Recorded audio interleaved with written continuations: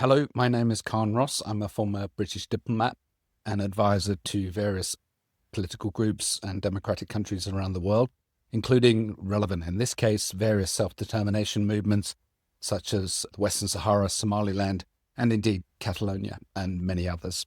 Of course, the news is filled with the conflict between India and Pakistan that followed a terrorist attack on Indian tourists in Kashmir.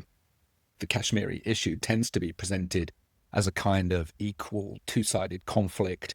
President Trump, for instance, said that these two countries have been fighting for centuries, even though, of course, they were only established in 1947. But you get the gist that this is just one of those conflicts that drags on and on with right and wrong on both sides. But as usual, there's a truth underneath all of this, which rarely gets mentioned, a truth that involves the actual people of Kashmir, who just don't get a look in.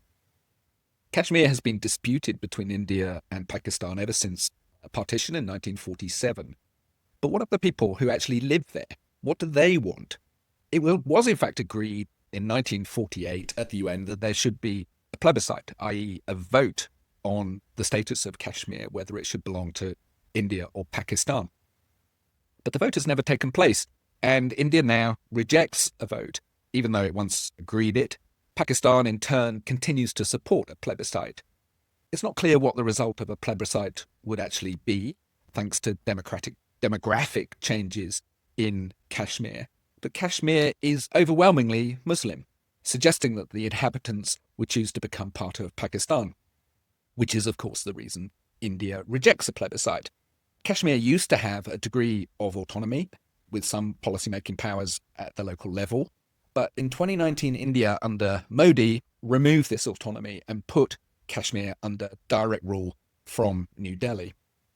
For many years, there's been considerable political repression in Kashmir, perpetrated by Indian forces, involving suppression of freedom of speech, suppression of dissent, arbitrary detentions, torture, and of course disappearances, which means unlawful executions, a situation described by human rights organizations as severe.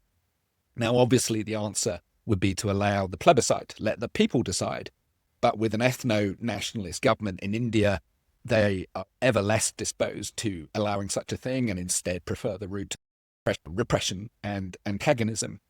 In such circumstances, terrorism is one response, just as it was in similar circumstances in Northern Ireland and indeed Palestine today. That is not, of course, to justify the killing of civilians in any way. But because India is so big, so economically and militarily important, no one talks about the people of Kashmir and what they want and their right to choose their own future.